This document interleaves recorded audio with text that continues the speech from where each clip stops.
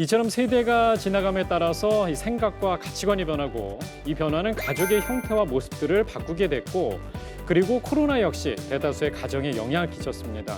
현대의 가정의 모습을 조금 알아봐야 될 것 같아요. 교수님 어떻게 보십니까? 지금 이 현대 가정이 겪는 당황스러움은 개인주의, 실용주의, 물질주의 이런 것들이 들어오며 가정 안에서의 인식과 구조가 바뀌어가기 시작했고요. 네. 그래서 어떻게 보면 450은 개인주의와 집단주의를 함께 공유했던 세대고 반면에 지금 20대들은 개인주의 문화를 대단히 어릴 때부터 경험했던 세대라고 할 수가 있습니다. 네.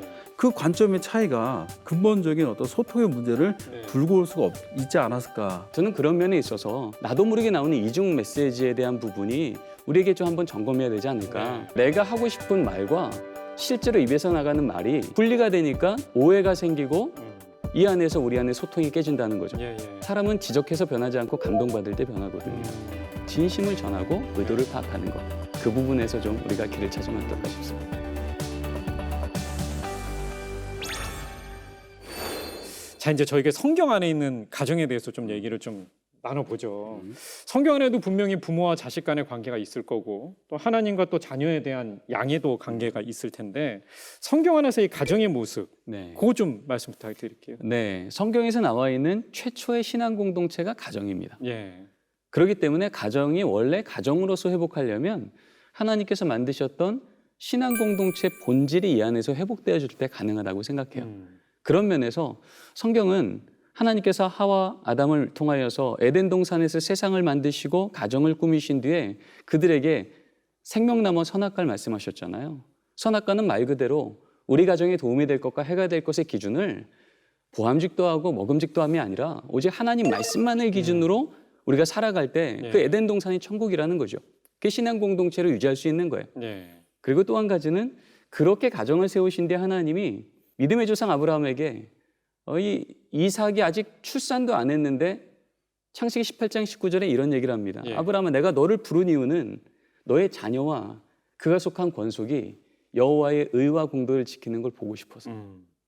그러니까 내가 너를 믿음의 부모 되게 하고 재산 주고 상황 주고 이 모든 건 더 많이 소비하고 누리라가 아니라 그보다 먼저 너를 통해 이 자녀가 하나님의 의와 공도를 알게 하는 게 목적이었다. 예. 그러니까 가정이 하나님 말씀만으로 따라가는 가정 됐을 때 진짜 가정이며 그 부모는 내 자녀에게 우선적으로 여호와의 의와 공도를 가르치는 부모가 됐을 때 그 네. 가정은 하나님께서 원래 만드셨던 모습으로 돌아갈 우선적 걸음이다. 그렇게 이해할 수 있겠습니다. 예. 사실 부모에게 순종하고 좀 이렇게 한다는 게 어떻게 보면 좀 유교적인 관점이잖아요. 그렇죠. 네. 예전에 우리는 뭐 그 제사보다도 순종이 더 귀하다. 네. 뭐 사실 저희 10대만 20대 때 그런 이제 신앙 교육을 또 받았잖아요. 네. 자, 그런데 오늘날 바뀌었습니다. 순종하기 위해서 부모가 제대로 된 모습을 보여야 된다는 거죠. 네. 그 아무리 부모라 할지라도 잘못된 모습을 보이면 거기에 순종할 필요가 없다라는 것이 이 시대의 트렌드입니다. 사실은. 아무나 순종하지 않겠다는 그렇죠. 거예요. 예. 네. 부모라고 네. 하더라도 순종하지 맞아요. 않겠다. 그러니까 네. 예전엔 그냥 부모의 권위 예. 그거 하나면 좀 용서가 되기도 하고 이해가 됐다면 오늘날 우리의 그 가정 안에서의 모습은 그 권위 자체보다는 네. 얼마나 부모가 진실한가, 온전한 부모로서의 모습, 역량을 보여주는가가 예. 이제는 힘이 되는 것 같습니다. 바로 이 부분이 어려운 부분인 겁니다. 맞습니다. 사실 그 많은 변화가 있을 때 아이들 같은 경우는 지금 말씀하신 것처럼 합리적일 때 따라오는 것 같아요. 합리적이지 않을 때는 본인 스스로가 이게 합리적이 따져보고 합리적이라면 가는 거고 아니면 안 가는 그런 케이스인 건데 그러면 이 가족 구성원들이 어떻게 이걸 받아들여야 할까요? 저는 사실 성경을 통해서 하나님께서 가정을 어떻게 세워라, 믿음의 다음 세대 어떻게 세워라 말씀하셨던 그 원리를 가보면 예. 참 힘들지만 우리가 순종해야 될 영역이 있다고 생각해요. 하나님은 다음 세대를 내가 복 줄게, 큰 민족 이뤄줄 거야 말할 때마다 부모를 제껴놓고 다음 세대랑 직접 명령하시고 확인하신 적이 별로 없거든요. 네. 우리가 잘 알고 있는 쉐마 말씀도 신명기 6장 말씀도 네. 앉았을 때든지 일어날 때든지 부지런히 가르치라고 말씀하지만 그 말씀 이전에 뭐가 전제되어 있냐면 이스라엘아 들으라. 거기서 부모 세대를 얘기하는 거거든요. 예. 너희 하나님께서 유일한 여호와이신 것이 분명하냐? 마음과 정성과 힘을 다하여 그 여호와 사랑하냐? 너의 삶이 그렇게 되면 예. 말씀하신 것처럼 그 삶을 살아가는 자 입에서 나오는 앉았을 때든지 일어날 때든지 부지런히 가르치는 그 말은 잔소리가 아니라 권위의 말이 된다는 거죠.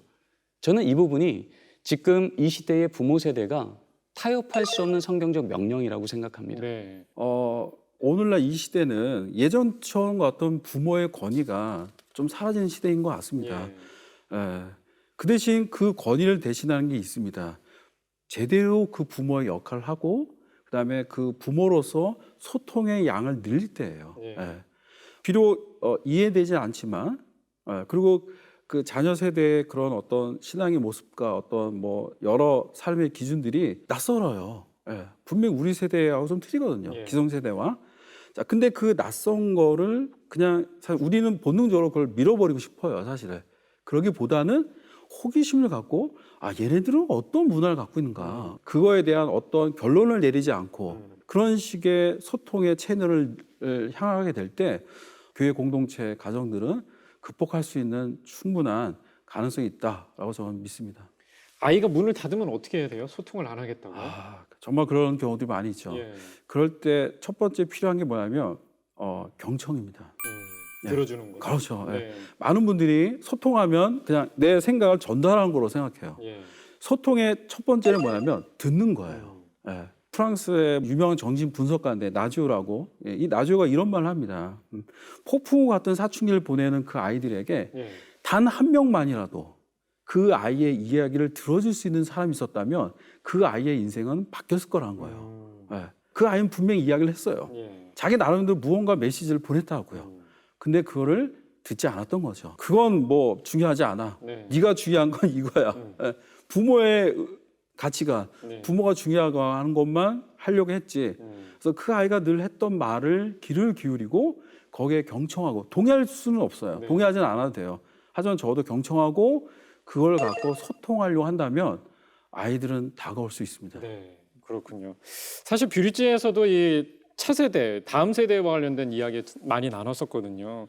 그 중에서 얘기 나왔던 것이 이제 21세기에 우리 자녀들이 잘 커서 자라려면 인성도 중요하고 지성도 중요하지만 가장 중요한 게 영성이다라고 얘기를 했어요. 영성의 핵심적인 것은 바로 신앙교육이거든요. 교수님께서 어떻게 보십니까? 네, 사실 기독교 교육 영역에서 교회 학교 일주일 168시간 중에 1시간 위탁하는 것으로 신앙 전수 안 된다. 예. 이 얘기는 벌써 30년 전부터 했던 얘기입니다. 이 상황에서 이제 그러면 진짜 우리 현장이 어떤가라고 확인했던 연구들을 보면 불과 1년도 안 된 연구입니다. 이렇게 물었어요. 부모님, 자녀 양육하는데 한 4가지 정도의 양육의 영역이 있습니다. 인성교육, 학업 지성교육, 진로교육, 신앙교육. 여기 참여했던 1,500명은 모두 기독 부모였어요. 네. 그런데 놀랍게도 결과는 충격적이었습니다. 어떻게 나왔나요? 1위, 네. 인성교육. 아, 2위, 학업 지성교육. 예. 3위, 진로교육. 신앙교육은 최하위였어요. 네. 이건 스스로 고백하는 거예요. 그만큼 뒤로 밀려 있다는 예. 거잖아요. 네. 그러니까 신앙 좋죠. 그런데요. 대학은 신앙 좋은데 그래도 직장은 현실이니까. 이게 네, 지금 네, 실제로 기독 가정 안에서 일어나고 있는 단면이라는 네. 겁니다. 예. 물론 모든 가정이 그렇지는 않겠지만 지금 우리 모습을 하나님께서 작전 타임 걸고 니들 지금 그러고 있지 않니? 라고 묻는 거예요. 저는 이 부분이 중요한 하나님의 사인이라고 생각합니다. 네. 교수님께서 어떻게 보십니까? 오늘 이 2020년대의 신앙의 전수는 가정입니다. 가정입니다. 예. 아버지가 또 서야 되고. 그렇죠. 그 가정을 통해서 다음 가정으로 내려가게 되어져요. 철학자 니체가 이런 말 합니다. 아들은 아비의 벌거벗겨진 몸이다. 예. 네. 많은 사람들이 얘기합니다. 뭐 아버지는 정말 저렇게 대단한데 신앙도 좋고 뭐 목사님이고 훌륭한 장로님인데 왜 그분의 아들은 저러냐는 거죠. 예. 이제 상담자인 저의 눈으로 보면 이렇게 할 수 있습니다. 이 아들의 이런 모습은 아버지의 숨겨졌던 면이 드러난 것뿐이에요. 네. 사실은요. 예. 그만큼 가정이 중요한 거잖아요. 중요합니다. 네, 네, 네. 네. 사실 예전에 아이들한테 물었을 때 위인 얘기할 때 부모님 얘기하는 사람들이 되게 많았는데 요즘 부모님을 얘기하는 사람이 별로 없다라는 거죠. 그 가정의 영향력에 대해서 어떻게 보십니까? 너무 절대적이죠. 예. 사실 이 가정 또 부모의 신앙적인 영향력 이거에 대한 부분은 끊임없이 나오는 얘기인데 네. 사실 그 이야기를 하기 전에 성경을 봐도 신앙 전수는 우선적으로 부모로부터 가정에서부터 시작된다는 것은 이것은 성경적 정언 명령인 거죠. 예. 지금 코로나 때문에 이렇게 교회 못 모일 때 가정에서도 좀 신앙 전수 하세요라고 하는 시대적인 대안이 아니고요. 원래 성경적인 원안이었다는 거죠. 이 부분에 대해서 직접적으로 아이들한테 물어봤어요. 2014년도에 물었을 때 서울 시내에 있는 중고등부 교회 다닌 500명이들한테 너희들 신앙의 가장 큰 영향력이 무엇이니? 물었어요. 그랬더니 네. 1위 어머니, 4위 아버지. 합해서 57%가 부모라고 대답한 거예요. 근데 딱 2년 뒤에 2016년도에 물었더니 네. 어머니 여전히 1위, 4위였던 아버지는 2위로 등극합니다. 57%가 70%가 됩니다. 네, 네. 코로나 중에 또 물어봤어요. 그랬더니 어머니는 여전히 1위, 근데 아버지가 16.5%가 33%까지 올라갑니다. 네. 합해서 87%가 어. 부모라고 얘기를 해요. 예, 예. 그러니까 중고등부 애들에게 있어서 내 신앙의 가장 큰 영향력이 부모가 57, 70, 88이라면 뭐 아동부는 말할 것도 없고 그냥 전부라고 볼 수 있네요. 영유아 어떻게 유치부는 네. 절대적인 거예요. 네, 부모님이 네. 손잡고 교회오지 않으면 이 아이는 예배를 드릴 수도 없고 보면. 예. 하나님 알 수도 없어요. 음. 이것이 지금 우리 가정이 하나님께서 보게 하시는 현실이라는 겁니다. 저는 이 부분이 우리에게 주어진 숙제라고 생각합니다. 그렇군요. 시청자 여러분들께서도 그래 가정이 중요하고 신앙교육이 중요한데 쏘와 이거 어떻게 해야 돼? 라고 궁금해하실 것 같은데 두 분은 교수님이시잖아요. 네. 추천하시는 방법이 있다면 어떤 거 얘기할 수 있을까요? 사실 부모가 완벽한 신앙의 모범이 된다는 건 사실 정말 어렵습니다. 저 자신조차도 우리 아들이 내 신앙의 모습을 그대로 따라한다? 겁납니다. 솔직히 말해서. 예. 예. 자, 그렇지만 비록 실수하고 죄를 짓고 때로는 뭐 반성할 일이 있다면 그걸 솔직하게 하나님 앞에 고백하는 것뿐 아니라 자녀들에게 오픈하고 네. 예, 그리고 직접적인 소통을 통해서 그 이야기를 할 수 있는 아버지와 엄마라면 전 아이들이 비록 완벽하지 않더라도 부모가 믿었던 그 신앙을 이어갈 가능성이 높다고 네. 추정할 수 있습니다. 가령 뭐 예를 들자면 아빠도 기도를 잘 못하는데 그렇죠. 우리 네. 같이 기도할까? 뭐 이렇게 얘기할 수 있는 거잖아요. 그렇죠. 대부분 있는 척 하려고 네. 내가 기도할 테니까 너희들 이렇게 하라 이렇게 얘기하잖아요. 네, 교수님께서는 솔직함, 소통 이렇게 말씀해 주셨는데 교수님 어떻게 보십니까? 뭐 너무나 동의하고요. 네, 저는 이제 성경 안에서 하나님께서 가정 예배를 사실은 명령하셨거든요. 예. 근데 이제 우리가 가정 예배에 대한 오해들이 좀 있는 것 같아요. 자꾸 가정 예배를 주일 오전 예배 드리는 그 형식과 경건함을 그대로 미니어처로 구현해내야 가정 예배 드렸다. 그러니까 자꾸 우리 아이들 마음에 들지 않는 행동 교정하고 체근하고 그러다가 우리조차 예배가 안 되는 게 가정 예배인데 예. 사실 2000년 교회사 중에 가정 예배를 가장 잘했던 엄격하게 했던 헌법에서조차 그거 안 하면 수찬정지까지 명했던 바로 청교도 시대 보면 가정 예배에 대한 목회 지침서에 이렇게 써 있습니다. 예. 가정 예배는 가족이 모여 성경 한 구절만 읽어도 가정 예배 드린 거다. 성경 한 형식 구절 읽고 이런 걸 떠나서, 그렇죠. 네네. 기도까지 하면 더 잘 드린 거다. 예. 기도하고 찬송까지 하면 더 잘 드린 거다. 성경을 통해서 가정 예배의 그 본질을 보면 아주 단순한 게 남습니다. 가족이 모여 하나님을 기억하고 감사하면 돼요. 네. 그러면 하나님 가정 예배로 받아 주셨더라고요. 저는 하나님께서 우리 가정 예배를 우리가 명령하셨을 때 형식이 아니라 사건이고 가족 모임이 아니라 가정 예배고 네. 자꾸 부모님 하고 싶은 얘기 성경책 펴고 하지 말고 이 말씀 앞에 이 부모는 어떻게 응답하는지를 솔직히 고백하는 겁니다. 예. 항상 기뻐하라 읽고 나서 아들 얼굴 펴 기뻐 얼굴 펴 이게 하는 가정 예배는 무너지는 거예요. 네. 그런데 이것이 아버지 나에게도 하시는 말씀으로 여기면 네가 건강한 것만으로도 기뻐하지 못해도 아빠가 부끄럽다. 아빠 더 기뻐할 수 있도록 노력해 볼게. 솔직하게 지금 내 수준 안에서의 하나님 말씀 앞에 응답을 할 때 그 자리에서 이 믿음은 공유가 되는 겁니다. 네. 많은 믿음의 부모님들이 새벽마다 기도하고 철야 가서 기도하고 자녀 위해서 기도 안 하는 부모가 없는데 문제는 자녀가 귀에 들어본 적이 없는 거예요. 예. 근데 오히려 그렇게 기도한 부모가 자녀하고는 어떤 대화를 하냐 하면 근데 대입은 근데 성적은 근데 취직은 근데 결혼은 그러니까 자녀는 부모의 등을 보고 자라는데 믿음의 부모, 그렇게 열심히 기도하는 부모일지라도 이 자녀 눈에는 들린 적이 없고 보인 적이 없는 거예요. 하나님이 이걸 아셨던 것 같아요. 네. 그래서 부지런히 앉았을 때든지 일어날 때든지 그 자녀와 함께 하나님 말씀을 공유하라고 했던 이 자리를 지켜내는 것. 저는 그 자리가 구체적인 우리 가정 안에 다시 믿음 안에서 하나님이 우리 가정을 빚어가는 자리가 되지 않을까 네. 그렇게 생각합니다. 시간이 좀 많이 흘렀습니다. 그래서 저희가 이제 마칠 시간이 됐는데 혹시 시청자 여러분들께 가정의 결핍이 있는 분들한테 좀 이런 얘기를 했으면 좋겠다라는 게 좀 있으면 한 말씀 좀 부탁드릴게요. 먼저 교수님께서 말씀해 주시죠. 사실 오늘날 우리 시대가 이제 세대 갈등이라고 이제 또 이제 센 언어로 표현되어지긴 하지만 많은 그 부모와 자녀 세대의 차이와 갈등은 자연스러운 것 같습니다. 예. 자녀들의 세대는 부모 세대와 너무 다른 환경이거든요. 예. 기성 세대와 다른 생각과 다른 방식 속에서 살 수밖에 없습니다. 네.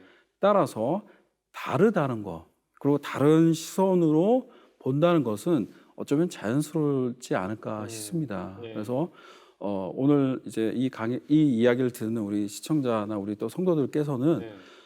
자녀와 대화를 할 때 느끼는 어떤 그 차이를 너무 또 답답해 여기거나 너무 크게 생각하기보다는 좀 더 호기심을 갖고 자녀 세대에 좀 접근했으면 좋겠습니다. 자녀 세대 역시 부모와 대화가 안 된다라고 네. 규정 짓지 말고 네.